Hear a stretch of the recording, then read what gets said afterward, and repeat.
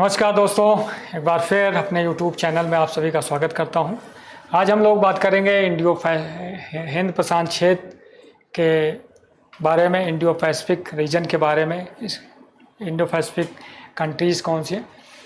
Indo Pacific region से तात्पर्य है साउथ अफ्रीका से लेकर ऑस्ट्रेलिया तक जो हमारा समुद्री क्षेत्र है, उससे लगे हुए जिन देशों के बॉर्डर हैं, उसका व्यापार कैसे होता है, समुद्र की सुरक्षा कैसे होती है, उनके साथ भारत के कैसे संबंध है, धीरे धीरे आगे बढ़ रहे हैं। इस सभी बातों को इसमें रखा गया है।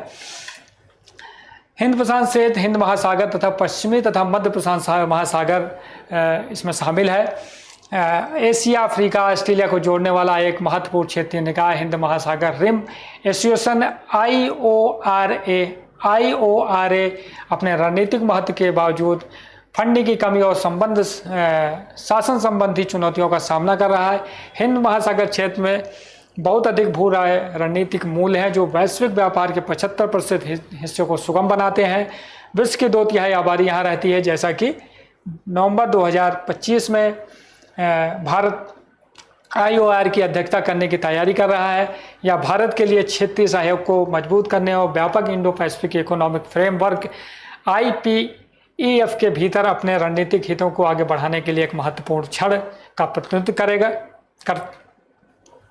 जहां महाशक्तियों को प्रतिस्पर्धा तेजी से समुद्री शासन और सुरक्षा को आयाम देती है। भारत के लिए हिंद प्रशांत क्षेत्र का क्या महत्व है। भारत का जो व्यापार होता है वो ज़्यादातर जो है इसी क्षेत्र से होता है, चाहे वो हिंद महासागर से हम बंगाल की खाड़ी से ऑस्ट्रेलिया की तरफ जाएं, जापान के साथ जाएं, या फिर हम साउथ अफ्रीका या मिडिल ईस्ट की तरफ जाते हैं। तो ये पूरा रीजन जो है ये, और क्योंकि भारत इसके बीचों बीच में है और इसके लगे हुए ज़्यादातर देश भारत के साथ जो है व्यापारिक और भारत की ऊर्जा ज़रूरतों को पूरा करने वाले देश हैं। समुद्र की सुरक्षा और सामरिक स्वायत्त। भारत की समुद्री सुरक्षा हिंद प्रशांत क्षेत्र पर निर्भर करती है, जहां महत्वपूर्ण समुद्री संचार लाइनें SLOC है, जिसके माध्यम से भारत का अधिकांश व्यापार और ऊर्जा प्रभावित होती है। विशेष रूप से दक्षिण चीन सागर, हिंद सागर में चीन की बढ़ती आक्रामकता के कारण इन जल क्षेत्रों को सुरक्षित रखना अंतर्राष्ट्रीय समृद्धता, आर्थिक समुत्थानीय शक्ति के लिए आवश्यक है। भारत का सागर सिद्धांत समुद्री प्रथम रणनीतिक दृष्टिकोण का दर्शाता है। भारत का 95% से अधिक व्यापार हिंद महासागर से होकर गुजरता है। भारत ने हॉर्मुज जलडमरूमध्य और मलक्का जलडमरूमध्य के पास भारतीय नौसेना वहाँ पर गश्त करती है सुरक्षा की दृष्टि, जो दोनों ही हिंद प्रशांत क्षेत्र के अहम चेक पॉइंट हैं। आर्थिक विकास और व्यापार। आर्थिक साझेदारी और एकीकृत पूर्ण श्रृंखलाओं के माध्यम से भारत के विकास के लिए हिंद प्रशांत क्षेत्र केंद्रीय है। चाइना 1+ रणनीतियों के युग में भारत विनिर्माण को आकर्षित करने, व्यापार में विविधता लाने तथा डिजिटल और हरित अर्थव्यवस्था संबंधों को प्रगाढ़ करने के लिए इस क्षेत्र का लाभ उठा रहा है। ऐसे IPEF तथा ऑस्ट्रेलिया तथा UAE के साथ FTA जैसी पहल इस प्रयास का हिस्सा है। भारत वर्ष 2022 में इंडो पैसिफिक इकोनॉमिक फ्रेमवर्क में शामिल हो गया है, जिसमें समस्थानशील आपूर्ति श्रृंखलाओं पर ध्यान केंद्रित किया गया है। प्रौद्योगिकी और संचार कनेक्टिव। भारत अपने डिजिटल सार्वजनिक अवसंरचना मॉडल के अनुरूप अवसंरचना और डिजिटल कनेक्टिविटी को बढ़ावा देने के लिए हिंद प्रशांत का उपयोग कर रहा है। भारत ने अपने G20 प्रेसिडेंसी के तहत एक वर्चुअल प्लेटफॉर्म वैश्विक डिजिटल सार्वजनिक अवसंरचना भंडार GDPIR लॉन्च किया है, जिसका उद्देश्य बड़े पैमाने पर डिजिटल इंफ्रास्ट्रक्चर DPI विकसित करना तथा सूचना और सर्वोत्तम प्रथाओं के आदान प्रदान को सुविधाजनक बनाना।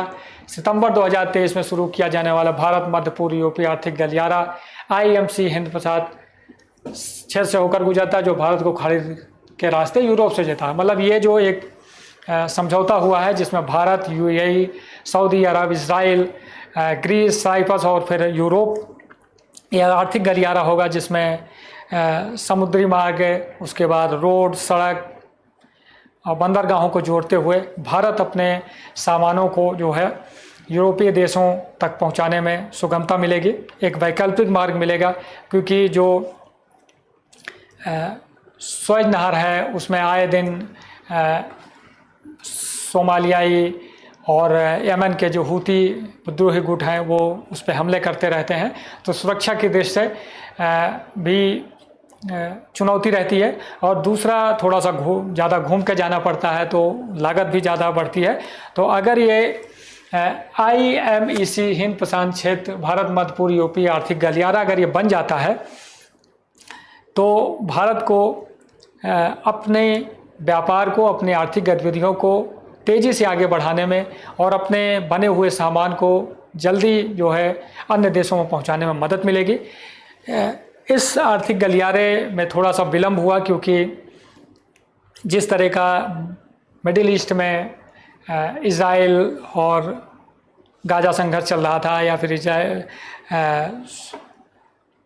इज़राइल और ईरान के बीच में जैसे कॉन्फ्लिक्ट हुआ, या हूतियों और भी चीज़ें, कई चीज़ें, क्योंकि वो थोड़ा सा स्थिर क्षेत्र है तो इसमें विलम्ब हो रहा है।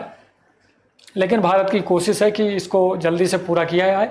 जलवायु परिवर्तन या ब्लू इकोनॉमी ने तो हिंद प्रशांत क्षेत्र, चक्रवात, समुद्र स्तर में वृद्धि और प्रवाल क्षति जैसी जलवायु जनित आपदाओं के प्रति सुबेर है। भारत IORA आपदा रोधी एवं संचार संगठन तथा ब्लू इकोनॉमी क्षेत्र में के नेतृत्व में माध्यम से जलवायु अनुकूल प्रयासों का नेतृत्व कर रहा है। इससे भारत अपनी सॉफ्ट पावर बढ़ेगी और सतत समुद्री विकास तथा हरित वित्त के लिए अवसर प्रदान करेगी। सामरिक और मानक नेतृत्व हिंद प्रशांत क्षेत्र में भारत को ग्लोबल साउथ के साथ एक सभ्यतागत लोकतांत्रिक अभ्यर्थता के रूप में अपनी स्थिति स्थापित करने में मदद करता है। भारत IORA अध्यक्षता 2025-27 के माध्यम से समावेशिता, विकास, संभवता के आसपास क्षेत्रीय मापदंडों को आयाम दे रहा है तथा भारत के संयुक्त राष्ट्र सुरक्षा परिषद और बहुपक्षीय सुधार एजेंडे का भी ये समर्थन करता है। भारत ने 2024 में voice of global south summit की मेजबानी की और असफलता की आशंकाओं के बावजूद G20 की अध्यक्षता में नई दिल्ली लीडर घोषणा का समर्थन किया। तो इस तरह भारत और हिंद प्रशांत क्षेत्र के देशों के साथ अपने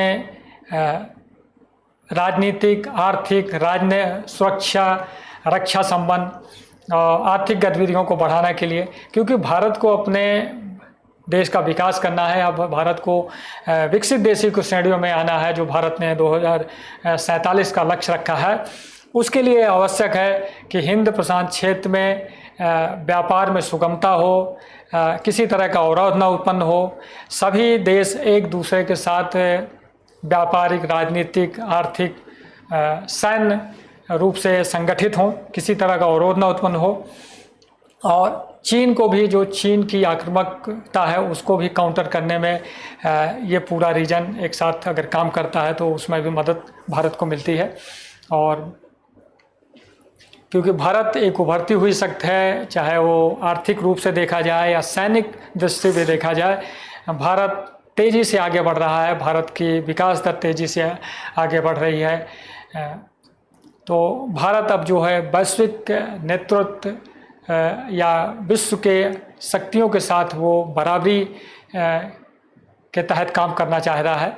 और जो हिंद प्रशांत के क्षेत्र है, जो देश हैं, वो भी भारत के साथ अपने आर्थिक संबंधों को या अपने संबंधों को प्रगाढ़ कर रहे हैं। कई सारी रक्षा या FTA मुक्त व्यापार समझौते भारत कर रहा है ऐसे इन देशों के साथ। हिंद प्रशांत क्षेत्र में भारत की सक्रिय भागीदारी में बाधा डालने वाले प्रमुख मुद्दे क्या हैं? जैसे सामरिक संसाधन के, भारत के हिंद प्रशांत क्षेत्र में शक्ति प्रदर्शन की क्षमता सीमित, नौसैनिक संसाधनों, बजटी या बाधाओं और सैन्य सीमाओं के कारण बाधित है, विशेष रूप से चीन और अमेरिका की तुलना में। मतलब भारत अभी विकासशील देश है, भारत की सेना बहुत बड़ी है, भारत की नौसेना भी बहुत बड़ी है, लेकिन जिस तरह भारत को एक नेतृत्व की भूमिका में आना है या भारत को इन जो देश हैं या भारत के साथ जो देश जुड़ाव रखते हैं, जिस जैसे उनको भारत की ज़रूरत होती है या उनकी ज़रूरतों को भारत कैसे पूरा कर सकता है, वो अभी भारत उस तेज़ी से नहीं कर पा रहा है जिस तरह से अमेरिका और चीन जो है कर रहे हैं, क्योंकि वो मार सकती हैं और उनके पास आर्थिक और प्रौद्योगिकी संसाधन और सैनिक दृष्टि से भी वो मजबूत हैं। तो भारत को भी बढ़ती महत्वाकांक्षाओं के बावजूद भारत के पास विदेशी सैन्य अड्डे, लंबी दूरी की तैनाती क्षमता और समुद्री प्रभुत्व के लिए निरंतर वित्त पोषण का अभाव है।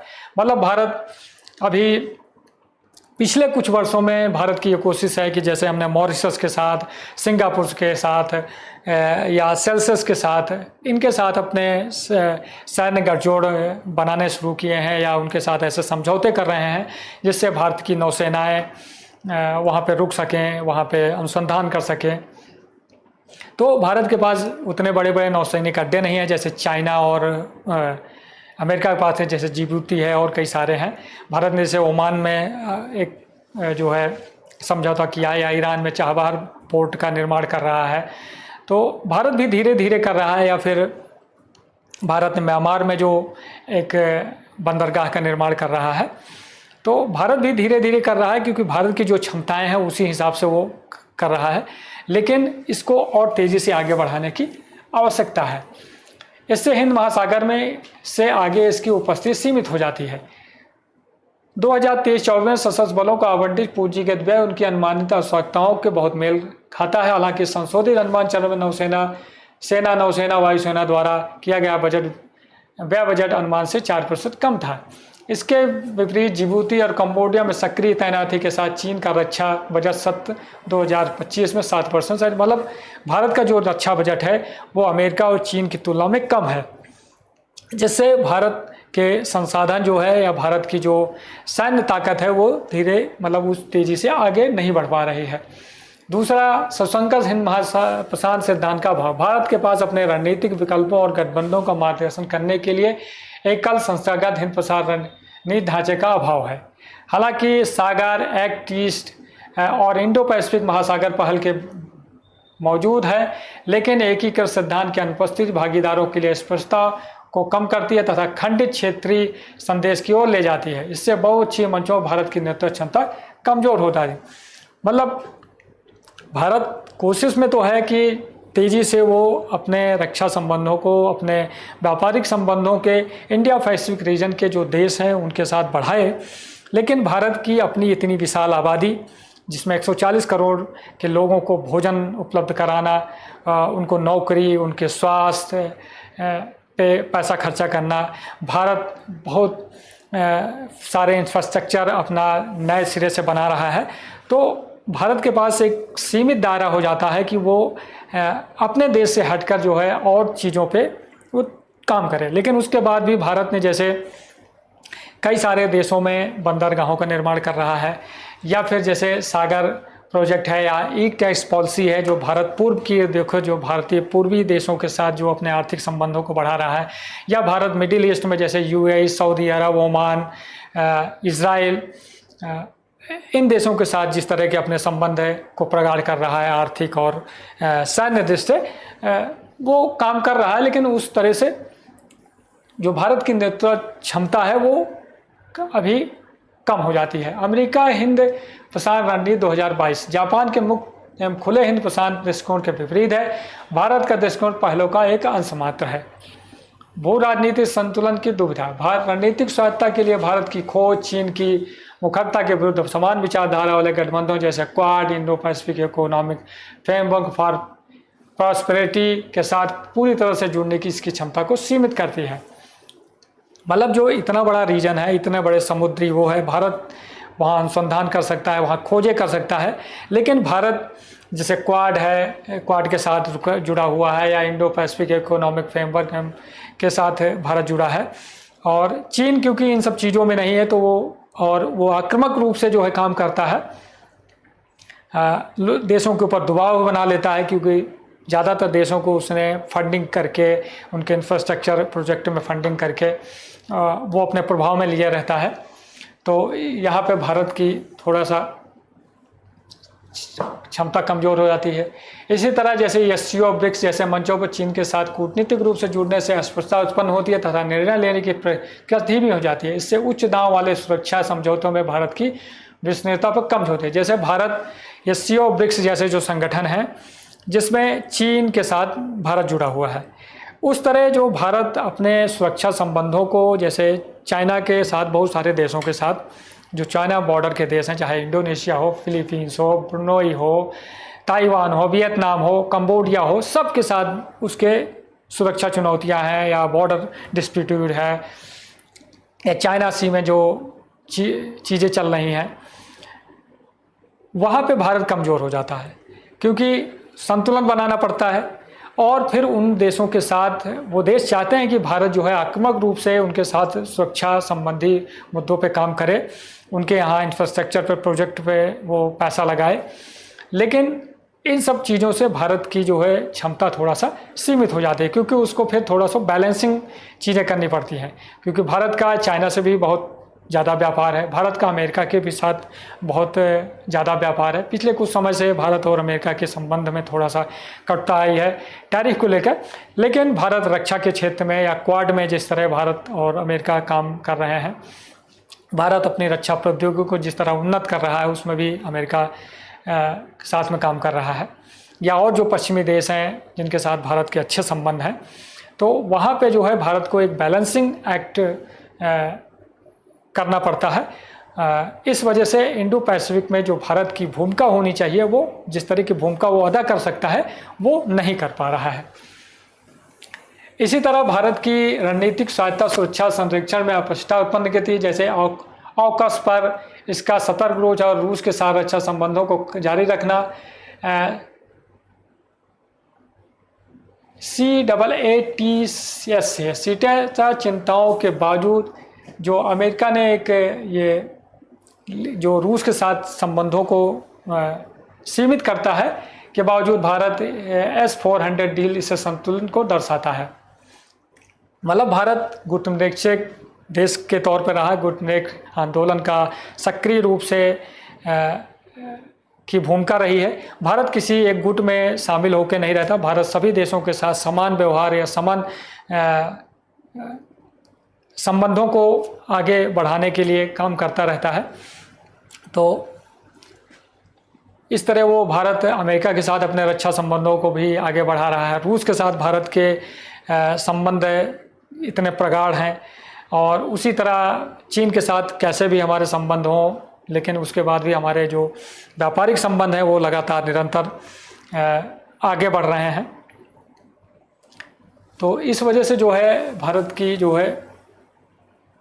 भूमिका है वो कम हो जाती है। आर्थिक असामंजस्य और व्यापार में संदेह, भारत के सतत व्यापक स्थिति जो CRCEP से वापसी और सीमित FTA गहराई डेटा स्थानीयकरण खंड में देखी गई है। भारत प्रशांत क्षेत्र में इसके आर्थिक एकीकरण को कमज़ोर कर दिया है। मतलब भारत इतना बड़ा देश है, भारत कृषि प्रधान देश था, अभी भी है। भारत की 70% आबादी जो है कृषि पे डिपेंडेंट है या कृषि कार्यों में लगी है, ग्रामीण आबादी है। भारत का कृषि उद्योग या जो डेयरी उद्योग है या फार्मिंग है, और इतना बड़ा देश, इतने लोगों को रोजगार उपलब्ध कराना, इतने लोगों को स्वास्थ्य सुविधाएं उपलब्ध कराना, इतने लोगों को भोजन उपलब्ध कराना, ये भारत के लिए भी एक चुनौती है। इस वजह से भारत अपने व्यापार को या भारत ने उदारीकरण के बाद बहुत सारे चीज़ों को जो है सबल किया है, आर्थिक गतिविधियों को तेज़ी से आगे बढ़ाया है। लेकिन चाहे मुक्त व्यापार समझौता हो या आर्थिक जो संबंध होते हैं, वो इस वजह से थोड़ा सा डिले हो जाते हैं, क्योंकि भारत को अपने लोगों के बारे में भी सोचना पड़ता है। तो जो आर्थिक रूप से जो एकीकरण है इंडो पैसिफिक क्षेत्र का, ये रुक जाता है। इसके अलावा दीर्घकालिक व्यापार साझेदारी के रूप में भारत की विश्वसनीयता कमज़ोर होती है तथा क्षेत्रीय आर्थिक कूटनीति में विशेषकर एशियन, चीन, जापान की तुलना में इसकी तरह कम हो जाती है। भारत 2019 में RCEP से बाहर हो गया और 2024 तक उसके पास केवल 13 सक्रिय FTA हैं, जो एशियन से बहुत कम। मतलब भारत ये एशियाई जो देश हैं, जो हमारे पूर्वी देश हैं, इनके जो साथ मुक्त व्यापार समझौता हो रहा था उससे वो बाहर आ गया है, क्योंकि भारत को ये डर है कि अगर मुक्त व्यापार समझौता होता है इन सब देशों के साथ, तो चीन जो वैश्विक आपूर्तिकर्ता का नेतृत्व कर रहा है, वो अपना जो सामान है वो सारा भारत में डंप कर देगा। तो भारत के जो मझोले या छोटे उद्योग हैं उनकी रीढ़ टूट जाएगी, वो बैठ जाएंगे, क्योंकि वहाँ से सस्ता सामान आएगा तो लोग सस्ता खरीदेंगे, भारतीय बने हुए सामान नहीं खरीदेंगे, इसलिए वो भारत बाहर आ गया। इस वजह से भारत की जापान और चीन की तुलना में स्थिति कमज़ोर होती है।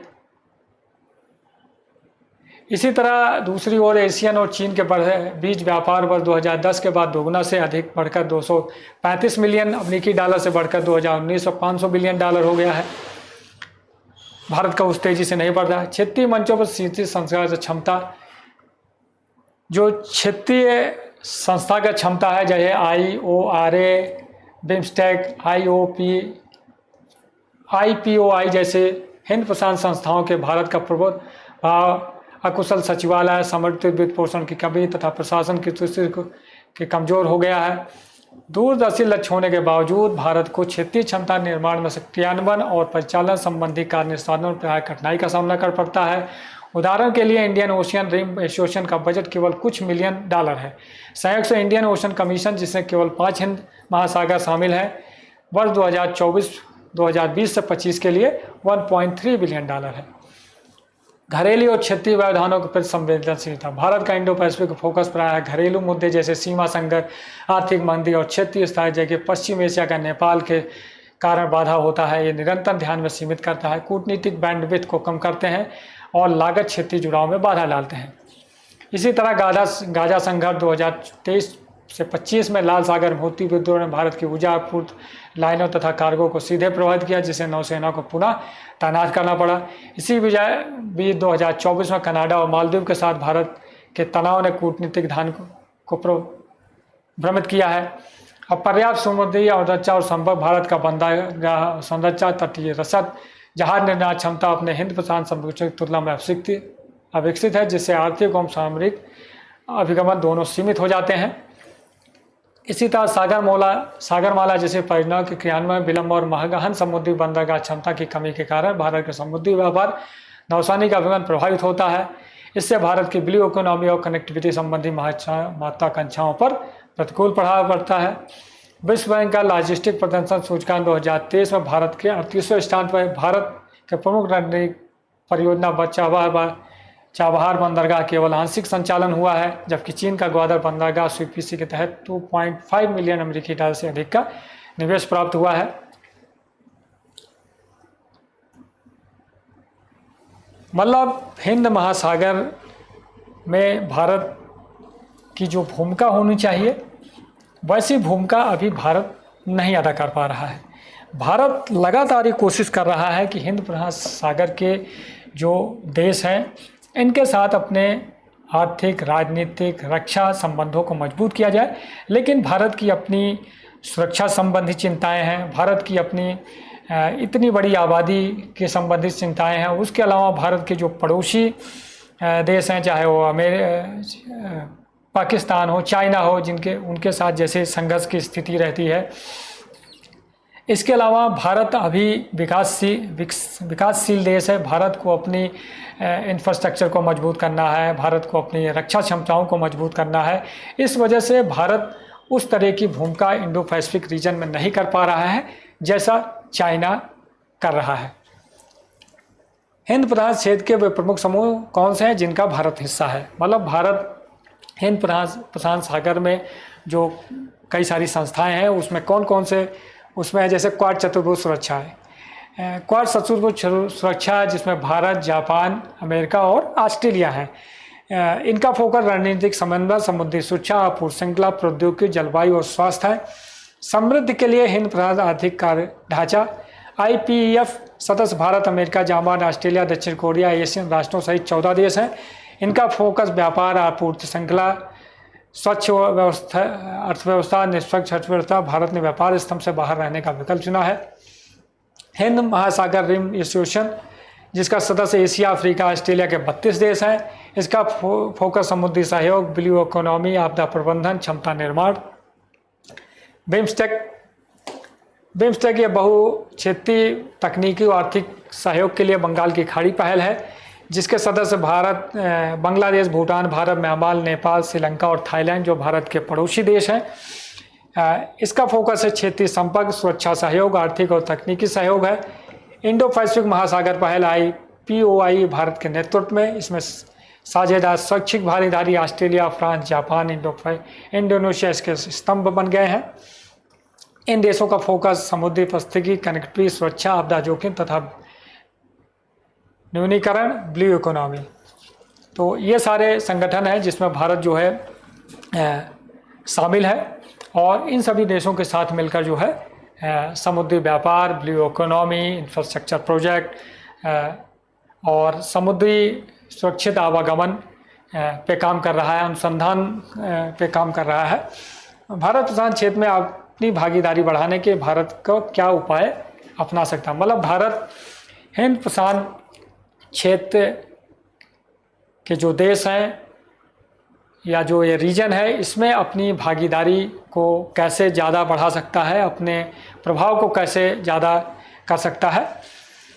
एक व्यापक हिंद प्रशांत रणनीति तैयार करना है। भारत को अपने कई नीतिगत श्रृंखलाओं जैसे सागर, ICTS, IPO, Indo Pacific framework को एकीकृत राष्ट्रीय हिंद प्रशांत रणनीति को एकीकृत करना चाहिए। मतलब इन सारे संगठनों को के लिए एक फ्रेमवर्क भारत का होना चाहिए।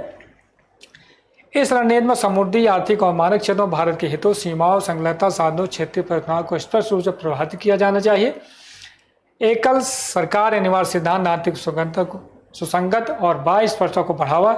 इससे भारत को स्वयं को निवल सुरक्षा प्रदाता और क्षेत्रीय स्थिरता प्रदान करने वाले अभिकर्ता के रूप में प्रस्तुत करना है। मतलब भारत को जो है समुद्री रीजन है, इसमें नेतृत्व, मतलब जो समुद्री व्यापार है, समुद्री क्षेत्र है, इसमें सुरक्षा उपलब्ध कराने वाले देश के तौर पर प्रस्तुत करना चाहिए।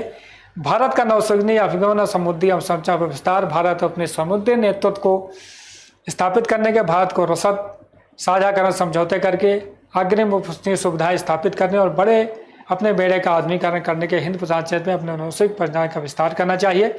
मतलब भारत को अपने नौसैनिक बेड़े को और तेज़ी से आगे बढ़ाना चाहिए, ज़्यादा से ज़्यादा जहाज़ बनाए, मतलब fight frigate, steel fighter, aircraft carrier, पनडुब्बियाँ, ताकि नौसेना जब मजबूत होगी तो उसका विस्तार होगा और एक सुरक्षित समुद्री परिवहन या समुद्री सुरक्षा के रूप में भारत को काम करना चाहिए।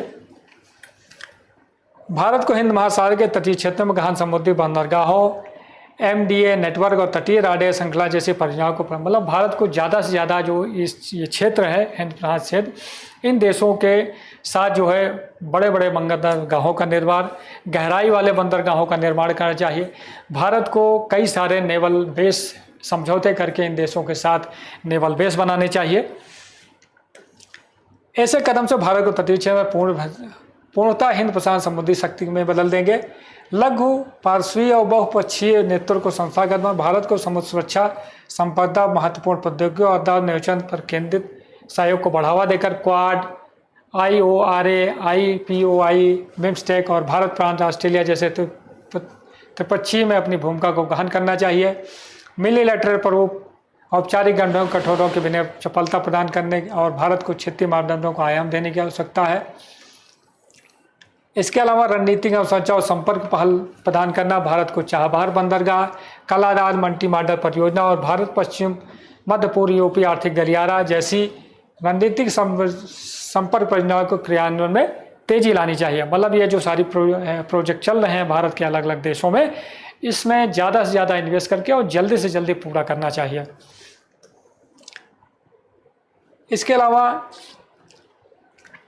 बुनियादी अवसंरचना की डिलीवरी रणनीतिक प्रभाव की नई मुद्रा है।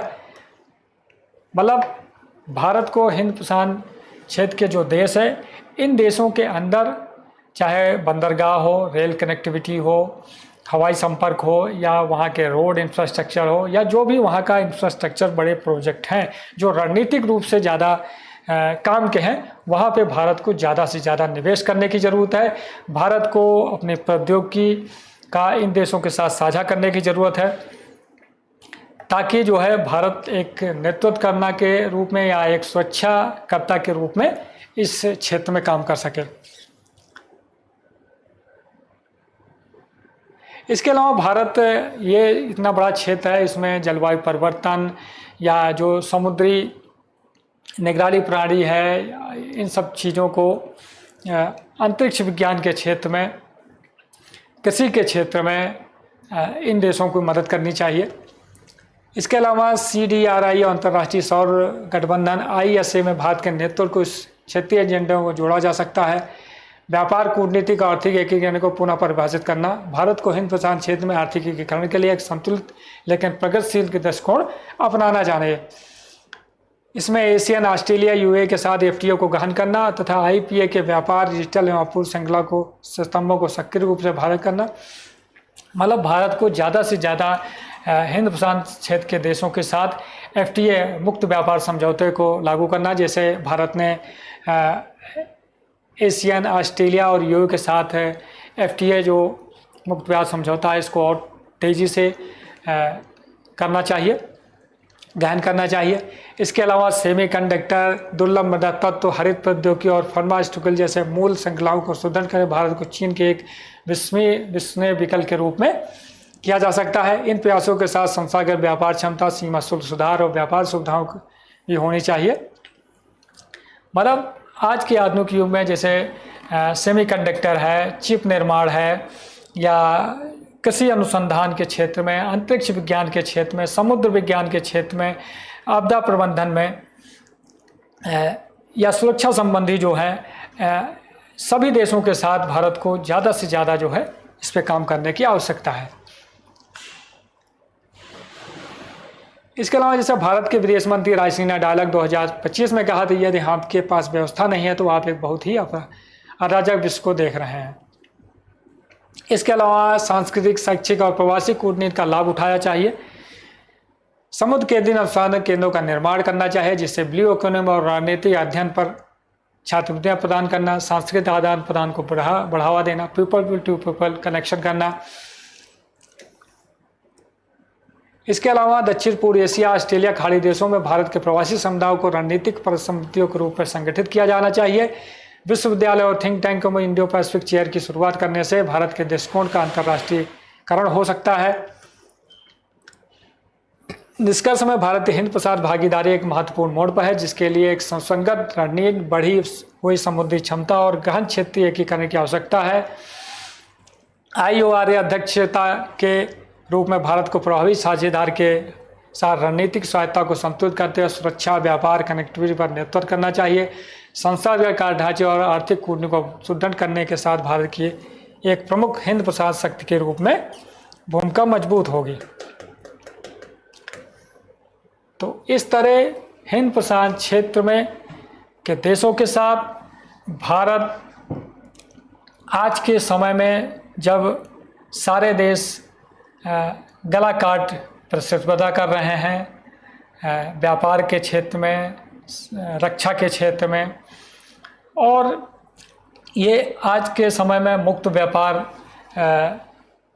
का समय है। सभी देश ज़्यादा से ज़्यादा उत्पादन करके अपने सामान को विश्व में बेचना चाहते हैं। आज के समय में अमेरिका को पीछे कर आपूर्ति श्रृंखला में जिस तरह चीन ने अपना वर्चस्व जमाया है, उसको उसके वर्चस्व को कम करने के लिए और उसके प्रभाव को हिंद प्रशांत क्षेत्र में कम करने के लिए या संतुलित करने के लिए जो अन्य देश भारत की तरफ देखते हैं, वहाँ पे भारत को नेतृत्वकर्ता के रूप में आगे आना चाहिए। भारत को कई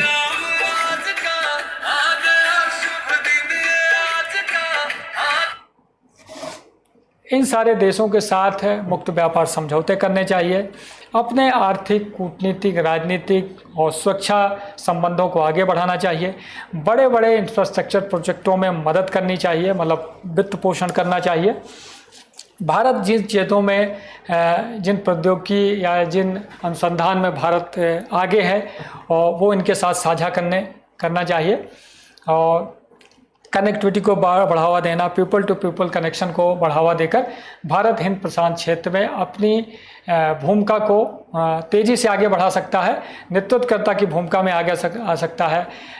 भारत अपनी नेवी इंफ्रास्ट्रक्चर को सुदृढ़ करके आगे बढ़ाकर जो है समुद्री शिक्षा में भी काम कर सकता है।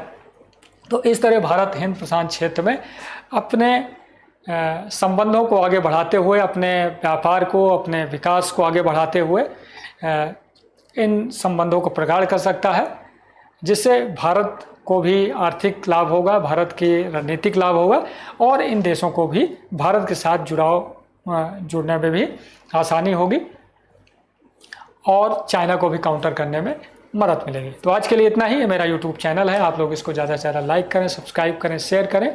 इन सब जो PDF है इनको मैं टेलीग्राम जो चैनल है उसका लिंक भी शेयर कर दूंगा, वहाँ से आप इसको डाउनलोड कर सकते हैं, देख सकते हैं, पढ़ सकते हैं। तो आज के लिए इतना ही। धन्यवाद। जय हिंद।